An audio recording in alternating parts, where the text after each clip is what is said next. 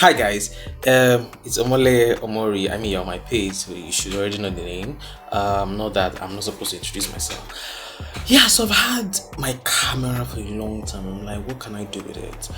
I've been having these ideas in my head, about something around politics and something around storytelling.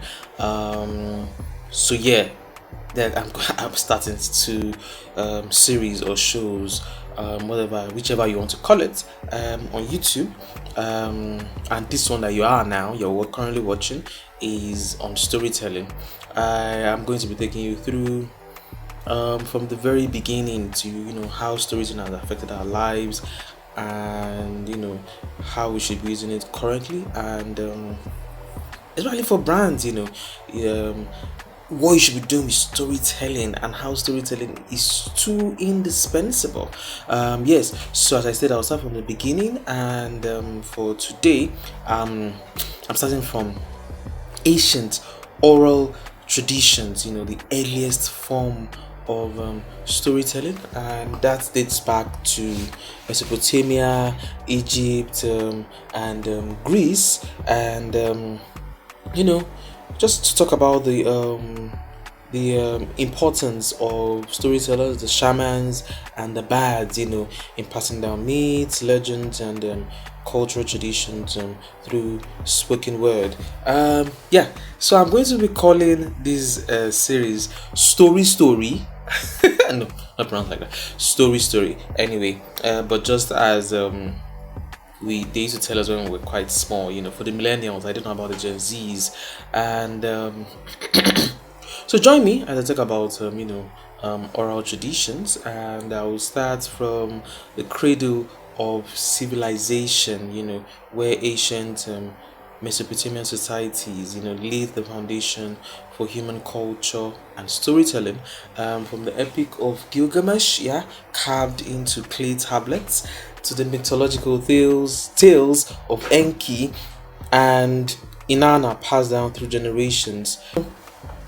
The ancient land of Mesopotamia is where the cradle of civilization gave birth to the earliest forms of human culture and storytelling. In case you don't know, Mesopotamia is or means rather land between the rivers, and was situated in the fertile valleys of Tigris and Euphrates. Yeah, rivers, and in what is now known as Iraq. Anyway, here, ancient civilizations such as Sumer, Akkad, and Babylon, and Assyria thrived, laying the foundation for human civilization, because they did, they focused on agriculture, and they advanced in agriculture, in architecture, and in governance. Now, I know I mentioned the Epic of Gilgamesh earlier. So yes, I want to talk a little about that. It's one of the oldest. The Epic of Gilgamesh is one of the oldest surviving works of literature in human history. Carved onto clay tablet, like I said, and composed in ancient Sumerian and Akkadian languages. The Epic of Gilgamesh tells the tale of the legendary king of Uruk, and his quest for immortality through epic battles and encounters with gods and monsters, and profound reflections on the nature of life and death. In addition to the Epic of Gilgamesh, Mesopotamian storytellers preserved the richness of mythological tales featuring gods, goddesses, and divine beings. From the creation myth of Enuma Elish, recounting the cosmic battles between the primordial forces of chaos and order, to the myths of Enki and Inanna, exploring the themes of love, power, and the human condition. Now, what were the role of storytellers in that time? I mentioned the shamans and the bards.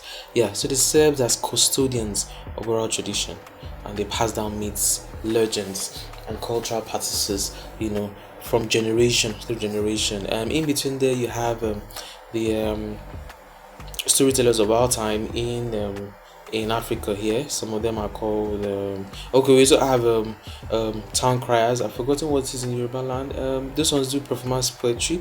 I know I did a little bit of that in school, and so it's quite interesting. We had to meet one of the an older person who does the poetry.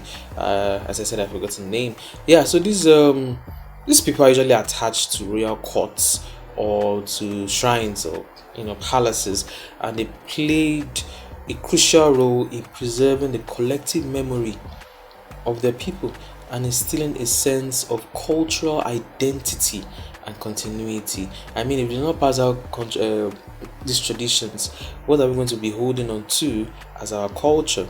And so, yeah, that's why these people were quite important. Now, the legacy of Mesopotamian storytelling is global. It extends far beyond the ancient world, shaping the literary traditions of subsequent civilizations and inspiring countless works of literature, art, and scholarship. So yeah, that's it for today. Next, we're going to be talking about the mysteries of the Nile. As I said, I'm going back to the very beginning, and I will continue from there until we get to our current society and how storytelling is important in branding, in marketing, whichever field. Um, it's quite important you get to understand. Yeah, thank you for watching. Please like, subscribe, disagree with me, and whatever I've said that is wrong, whatever I've not said that should be said. Yeah, whatever it is, just engage with me. As I said, like, please subscribe, comment, share, do everything. Thanks for watching.